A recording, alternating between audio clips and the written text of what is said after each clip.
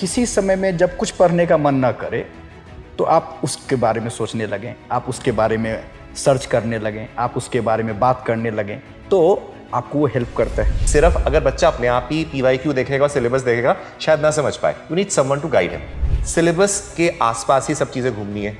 Syllabus को जानना पहचानना जरूरी है before selecting any option. Instead of becoming a sincere UPSC aspirant, you are developing an aspiration for becoming a UPSC aspirant. Yes. Don't do that. पहले काम करो, 2 घंटे का टारगेट रखो। अचीव करा, चलो हो गया, अब तुम जाओ अगले हफ्ते 3 घंटे का हो गया। अगर नहीं हुआ, सस्टेन करो, उस स्टैमिना बिल्ड करो, फिर 4। तुम उस लेवल में पहुंचोगे लेट से 1 महीने बाद, 1.5 महीने बाद। तो चलो 2 घंटे इंस्टाग्राम रील देखेंगे, 8 बजे से 10 बजे तक रील देखेंगे।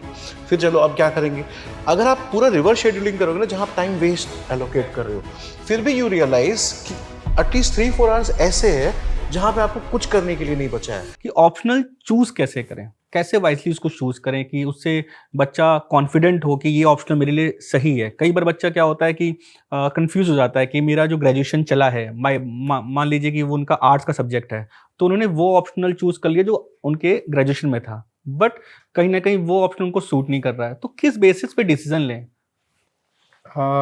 देखिए, एक जो पहला बेसिस होना चाहिए वो होना चाहिए इंटरेस्ट। सबसे पहला बेसिस होना चाहिए इंटरेस्ट। सबसे पहला जो क्राइटेरिया दिमाग में रहना चाहिए कि मुझे इंटरेस्ट हो उस ऑप्शनल में, ये पहली बात होनी चाहिए। तो इंटरेस्ट कैसे पता चले कि इंटरेस्ट है? Yes sir. ये भी एक क्वेश्चन है। तो इंटरेस्ट होने का मतलब ये है कि आपको किसी समय में जब कुछ पढ़ने का मन ना करे तो आप उसके बारे में सोचने लगें, आप उसके बारे में सर्च करने लगें, आप उसके बारे में बात करने लगें, तो आपको वो हेल्प करता है। तो उसी तरीके से हिस्ट्री, एंथ्रोपोलॉजी, सोशियोलॉजी, मैथमेटिक्स, है ना, जो आपको लगे कि जो आप दिन ब दिन राइट आप कंफर्टेबल होते हो उस टॉपिक के लिए, उस सब्जेक्ट के लिए, तो आपको वो कंसीडर करना चाहिए। तो पहला कंसिडरेशन तो मुझे लगता है कि इंटरेस्ट होना चाहिए, इसमें तो कोई दो राय नहीं है। दूसरी बात, जो ऐसा आपने बताया कि आपका बैकग्राउंड अगर उसी सब्जेक्ट में हो, सपोज मैं दिल्ली यूनिवर्सिटी से था, हिस्ट्री ऑनर्स था, तो उस समय में मैंने सोचा ही नहीं कुछ और, तो उस समय में 2 ऑप्शनल हुआ करते थे, तो दूसरा मुझे सोचना पड़ा, लेकिन एक तो कंफर्म था कि मुझे यही लेना है। तो अगर आपका सब्जेक्ट ही ऐसा है जो यूपीएससी में इस्टेब्लिश्ड है, आपका सब्जेक्ट ऐसा है जो यूपीएससी में इस्टेब्लिश नहीं है, उसके आपके पास टीचर्स नहीं हैं, मेंटर नहीं हैं, या मटेरियल अवेलेबल नहीं है, तब तो आप उसको नहीं ले सकते। लेकिन अगर आपका सब्जेक्ट ऐसा है, बैकग्राउंड ऐसा है जिसमें आपको लगता है कि आपके पास मैटर भी है, मेंटोर भी हैं, मटेरियल भी अवेलेबल है, तो आपको अपने सब्जेक्ट के साथ बिल्कुल जाना चाहिए, बिल्कुल जाना चाहिए। क्योंकि आपका बहुत अप्रोच जो होगा ना, वो बहुत हेल्प करेगा आपको, आपका बहुत टाइम बचेगा। तो कोई सपोज मैथमेटिक्स जिनका ग्रेजुएशन में रहा है, वो मैथमेटिक्स लेके आगे बढ़ते हैं तो हेल्प करता है। फिजिक्स भी लेते हैं लोग, है ना, कोई भी ले सकते हैं आप, इसमें कोई दिक्कत नहीं है। लेकिन वही बात है कि तो वो लेना चाहिए जिसमें फिर यूपीएससी के सिलेबस के हिसाब से, डिमांड के हिसाब से अवेलेबिलिटी हो टीचर्स की और मटेरियल की, तो आप अपने बैकग्राउंड वाले सब्जेक्ट को ले लें। तो दूसरा क्राइटेरिया तो मैंने ये बता दिया। पहला कहा इंटरेस्ट, दूसरा कहा कि अगर बैकग्राउंड आपका उस सब्जेक्ट में है और वो यूपीएससी में एस्टैब्लिश्ड है, वो ऑप्शनल, तो आप उसको ले लें। तीसरा क्राइटेरिया सर हो जाता है कि जीएस से जो थोड़ा आपको हेल्प करे। तीसरा क्राइटेरिया है ये कि आपको लगे कि हाँ, ये जीएस में आपको हेल्प करेगा। तो जनरली आप ध्यान से देखेंगे तो लगभग हर एक पॉपुलर ऑप्शनल जीएस में हेल्प करता है। वो अलग बात है कि मैं अपने सब्जेक्ट के बारे में कहूँ कि ये ज़्यादा हेल्प करता है या कोई और कहे, लेकिन हर एक ऑप्शनल सब्जेक्ट आपको हेल्प करता है, डायरेक्टली और इनडायरेक्टली। आपको सेंस देता है बात करने के लिए, आप में एक डेप्थ देता है एसे लिखने के लिए, किसी टॉपिक पे सोचने के लिए भी आपको एक पावर देता है। कोई भी ऑप्शनल आप पढ़ेंगे उसी लेवल पे आना पड़ेगा, तब जाके आपका सिलेक्शन होगा। तो तीसरा जो वो है कि आपका राइट थोड़ा सा इंटरेस्ट हो उस सब्जेक्ट में, बैकग्राउंड हो तो अच्छी बात है, तीसरा जीएस से हेल्प हो। तो अगर ये तीनों कंसीडर आप करेंगे तो मुझे लगता है कि आपको बहुत सहूलियत हो जाएगी। हाँ, लेकिन कुछ लोग जो अब टॉपर हुए हैं इस साल इस सब्जेक्ट के, अभी यही सब्जेक्ट चल रहा है इसलिए ले लेते हैं, तो वो ले सकते हैं, लेकिन वो देखना होगा कि आपको इंटरेस्ट है क्या, आपको आपके पास वो मटेरियल है, आपके पास वो अवेलेबिलिटी गाइडेंस की है, और क्या वो जीएस में हेल्प करेगा। अगर उससे टॉपर हुआ है तो आप ले लीजिए। पीवाईक्यू एंड जो सिलेबस है उसका मुझे लगता है डिटेल एनालिसिस होना बहुत जरूरी है। बिल्कुल। अगर वो आई थिंक हम नहीं करेंगे तो कहीं ना कहीं चूज करने में एक हमसे गलती हो सकती है। तो मेरा अगला क्वेश्चन वही था, हरप्रीत सर आप अगर बता दें पीवाईक्यू और सिलेबस एनालिसिस का इन दोनों का क्या रोल प्ले करता है ऑप्शन चूज करने में, कैसे वो हेल्पफुल रहता है? सर जैसे जो सर ने क्राइटेरिया बताया था उसी के साथ ये वाला क्राइटेरिया भी बहुत इंपॉर्टेंट है। जैसे फॉर एग्जांपल मैं बच्चों को हमेशा बोलता हूँ कि बच्चे तुम लोगों ने बहुत सारे ऑप्शंस आपके सामने होंगे, आप शॉर्टलिस्ट कर चुके होगे, समझ लीजिए 2 या 3 ऑप्शन आपके सामने हैं। लेट अस से ये 4 ऑप्शंस ही आपके सामने हैं, आप इनका सिलेबस खोलो। अब सर कई हो सकता है कि उनको बच्चों का सिलेबस के वर्ड्स ही ना पता हो। अब जब आप पीवाईक्यू खोलते हैं किस तरीके के किस लेवल के सवाल आए हैं, जैसे आपने देखा ये कोई टॉपिक है कास्ट सिस्टम का, उसके सामने क्वेश्चंस आए, अच्छा कास्ट सिस्टम के डायरेक्ट आ रहे हैं या किस लेवल के एनालिटिकल क्वेश्चंस आ रहे हैं, क्या आप थोड़ा बहुत एक आइडिया लग जाता है मैनेज करने का। उसी के साथ साथ होता है थोड़ा कोई मेंटर आपको गाइड कर दे। ये 3 चीजें सिर्फ अगर बच्चा अपने आप ही पीवाईक्यू देखेगा, सिलेबस देखेगा, शायद ना समझ पाए। You need someone to guide him. उसके साथ इससे एक आइडिया लग जाता है, हाँ I can manage this optional and then it is a very important criteria. क्योंकि सर आप ये भी जानते हैं सिलेबस के आसपास ही सब चीजें घूमनी है, सिलेबस को जानना पहचानना जरूरी है बिफोर सेलेक्टिंग एनी ऑप्शनल जो भी है। तो इट्स वेरी इंपॉर्टेंट।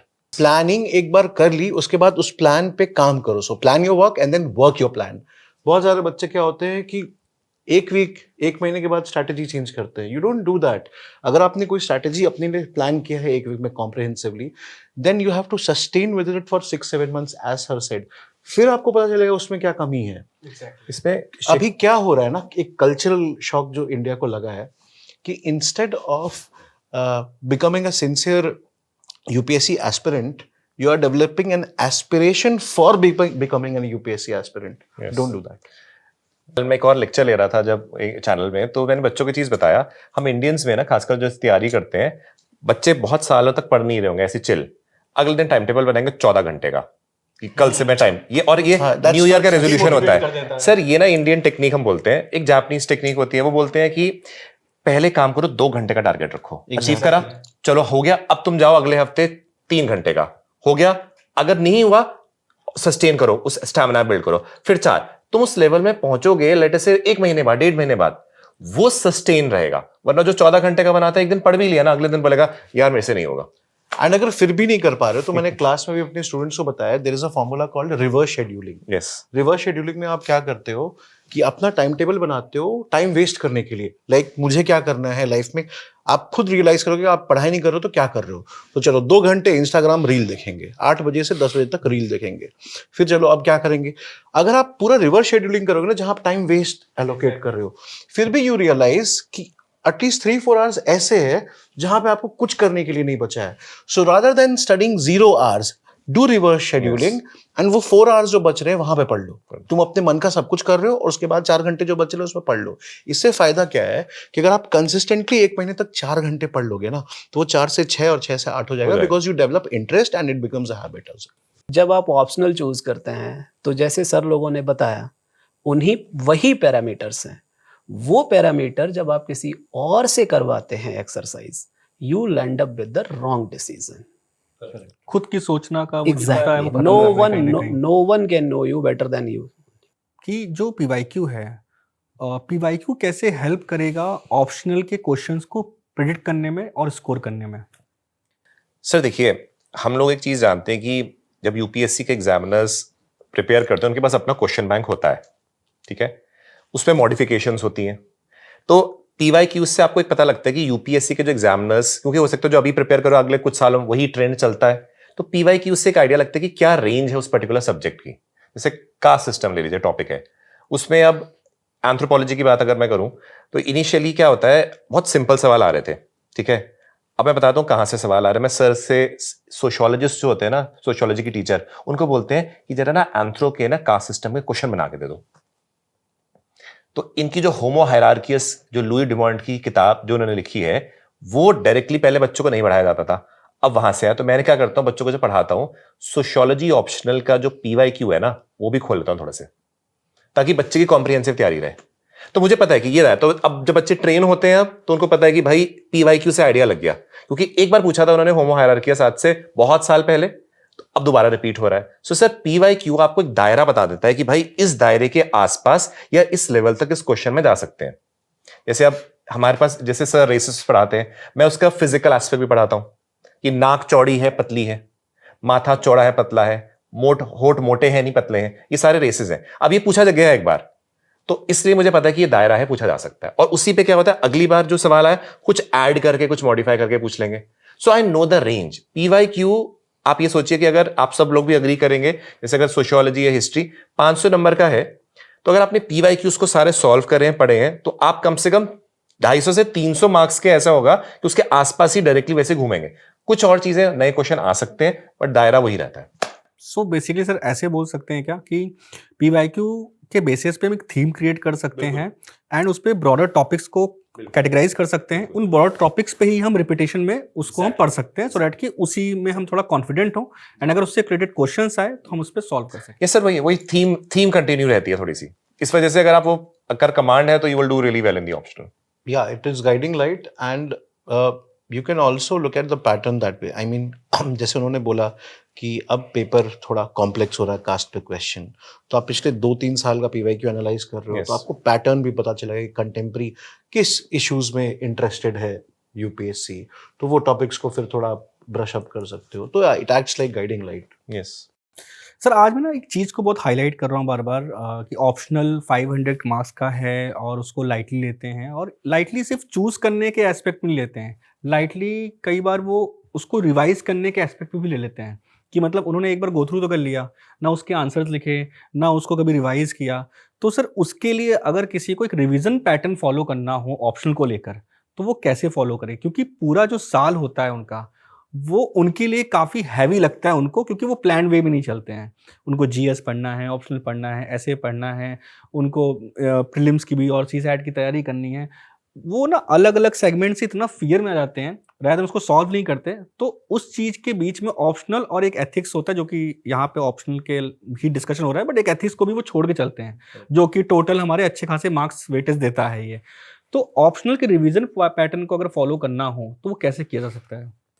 ये बहुत ही इम्पॉर्टेंट चैलेंज है, बिकॉज एक बार आप ऑप्शनल को तैयार कर लेते हैं, उसके बाद आप GS में लग जाते हैं। जब आप प्रीलिम्स देने लगते हैं तो अगर हो गया तब तो फिर से ऑप्शनल की आपको ज़रूरत पड़ती है, अगर नहीं हुआ तो ऑप्शनल की ज़रूरत ही नहीं पड़ती, और अगर प्रीलिम्स नहीं हुआ तो आप ये समझते हैं कि ऑप्शनल अब जाए जहाँ जाए, अब प्रीलिम्स ही जो है वही रेलेवेंट है, उसी को काम करना है। फिर ऑप्शनल बहुत छूट जाता है। फिर जब 2 साल के बाद आपका प्रीलिम्स होता है तो फिर ऑप्शनल जो आप पढ़ चुके होते हैं वो बिल्कुल ख़त्म हो जाता है। तो ऑप्शनल को रिवाइज कैसे किया जाए, ये बहुत बड़ा चैलेंज है। और मुझे लगता है कि ऑप्शनल को रिवाइज करने का एक माध्यम होना चाहिए प्रीवियस ईयर क्वेश्चन।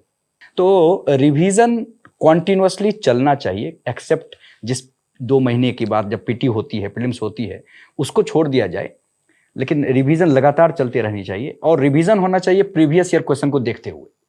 आपके पास जो मैटर है, प्रीवियस ईयर क्वेश्चन आपने देखा और फिर उसको रिवाइज किया। जो टॉपर्स की कॉपीज होती हैं, क्या वो टॉपर्स की कॉपी अगर बच्चा देखे अपने ऑप्शनल के आंसर्स को इनरिच करने के लिए या उसको समझने के लिए कैसे और बेटर कर सकते हैं, क्या वो यूज़फुल होता है बच्चों के लिए? अगर यूज़फुल है तो किस तरह से उसको यूज़ कर सकते हैं अपने आप को और बेटर करने पे?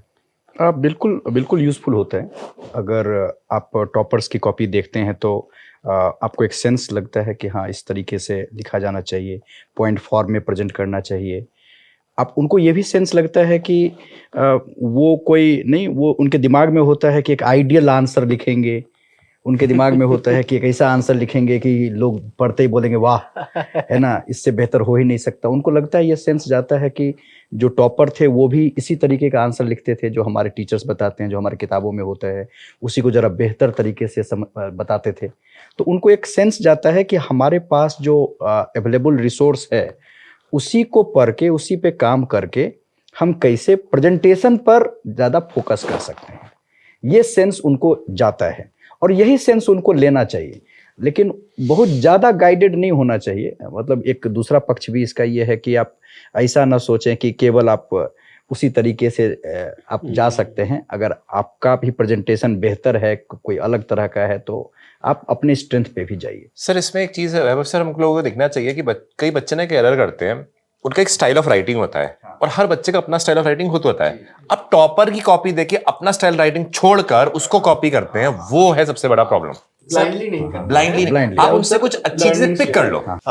मैं आई बिलीव कि टैंजिबल अप्रोच रहना चाहिए, एब्स्ट्रैक्ट के बदले थोड़ा कॉन्क्रीट रहना चाहिए प्रिपरेशन में. तो I believe in toppers copies. Why? Because those are closest evidences to what works in UPSC, क्योंकि दे हैव बीन सेलेक्टेड. तो मैं आपको बहुत ऑब्जेक्टिवली बताऊंगा. डेफिनेशंस देखो उनके कॉपी में, एग्जाम्पल्स एंड डेटा देखो सब्सटैंशिएशन के लिए, फ्रेमवर्क देखिए. 3-4, अच्छा एक ही टॉपर का कॉपी नहीं है, आपकी राइटिंग स्टाइल अलग हो सकती है. तो 5-6 टॉपर, 7-8 टॉपर आप अपने स्टाइल से क्लोजेस्ट जो है उसको आप ऑब्जर्व कर लो. कुछ टॉपर आपको ऐसे दिखेंगे जो 6-7 पॉइंट्स लिखते हैं एक क्वेश्चन में, कुछ ऐसे लिखेंगे जो कि 3 या 4 ही पॉइंट्स लिखते हैं, उसको सब्सटैंशिएट करके अच्छे से एक्सप्लेन करते हैं, दोनों सेलेक्ट हो रहे हैं. तो यही प्रूफ है कि ऑल दो स्टाइल्स वर्क्स. तो मैं आपको ऑब्जेक्टिवली बोलता हूँ, इंट्रोडक्शन, कंक्लूजन, डेफिनेशन देखो, example to substantiate, data to collate, that's it. और स्ट्रक्चरल फ्रेमवर्क, उन चीजों को आप देखो, नॉट द कंटेंट, वो आपको क्लास में मिल रहा है. सर इसमें एक और चीज़ है, मैं सर से बिल्कुल अग्री भी करता हूँ, बट इसमें एक चीज़ है, पता है मैंने कई टॉपर्स देखे जो बिल्कुल स्टार्ट नहीं लिखते, उनके टॉप रैंक आए. कुछ बच्चे जो बहुत ग्राफ्स वगैरह बना रहे थे उनके भी ठीक रैंक आए. तो देखो वो डिपेंड, उस बच्चे की जो लॉजिक था, उसका जो जिस तरीके से वो लॉजिकली एक्सप्लेन कर रहा था वो एग्जामिनर को अच्छा लगा. दूसरे बच्चे पे शायद वो कार्ट नहीं थी, तो उसको उसने कैसे सप्लीमेंट करा? Through graphs. तो आप अपना स्ट्रॉन्ग पॉइंट देखिए, किससे आपको सर मोटा मोटा क्या चीज है, आपको अपने आंसर को बेचना है. जो सेल करेगा, अच्छा लगेगा, नंबर मिलेंगे. तुमने पीएचडी भी करी, तुम नहीं बेच पाए अपना आंसर, नंबर नहीं मिलेगा. You have to sell, you are a salesman, simple. चाह रहे हैं कि एक प्रॉपर आपको गाइडेंस चाहिए, एक स्ट्रक्चर्ड वे में एक जगह, एक प्लेस पे सब कुछ मिल जाए. तो ऑब्वियसली आज कल एडटेक का टाइम है, ऑनलाइन सब कुछ अवेलेबल है, चाहे वो यूट्यूब हो, चाहे वो कोर्सेज हो. जैसे कि पीडब्ल्यू की बात करें, फिजिक्स वाला ओनली है इसकी, तो बहुत ही अफोर्डेबल फी में आपको एक क्वालिटी एजुकेशन देने का कोशिश किया जा रहा है. वही सेम फैकल्टी पढ़ा रही हैं जो पहले वही फैकल्टी कहीं और पढ़ाती थी, जहाँ फीस 1.5 लाख 50,000, आप ऑप्शनल की अगर बात करें तो 50,000 फीस बाकी जगह होती है. वही सेम फैकल्टी यहाँ पढ़ा रही हैं, वही 10,000 रुपीज़ में. तो मेरे हिसाब से स्ट्रक्चर्ड वे में एक प्रॉपर एक जगह आपको सब कुछ मिल जाता है. तो उस वे में अगर आपको चूज करना है तो आप ऑनलाइन क्लासेस चूज कर सकते हो, जो कि आपको प्रॉपर तरीके से गाइडेंस दे पाएगी. तो thank you so much sir, आप लोगों ने टाइम दिया. और सर ऐसे और सेशंस करते रहेंगे ऑप्शनल को लेकर. एंड अभी हमारी मैराथन भी हुई थी ऑप्शनल को लेकर, एंड उसमें से बहुत सारे बच्चों ने फिर रेज किया कि सर हमको यही चीज़ डिटेल में चाहिए, स्ट्रक्चर्ड वे में चाहिए. तो ऑब्वियसली उसमें एफर्ट लगते हैं, तो वो क्लासेस वेबसाइट्स पे हैं, आप जाके वहाँ अवेल कर सकते हैं. जैसा मैंने बताया, बैचेस स्टार्ट भी हो गए हैं अभी, और वहाँ से आप जाके इनरोल करके लेक्चर्स को कंटिन्यू कर सकते हैं. Thank you so much.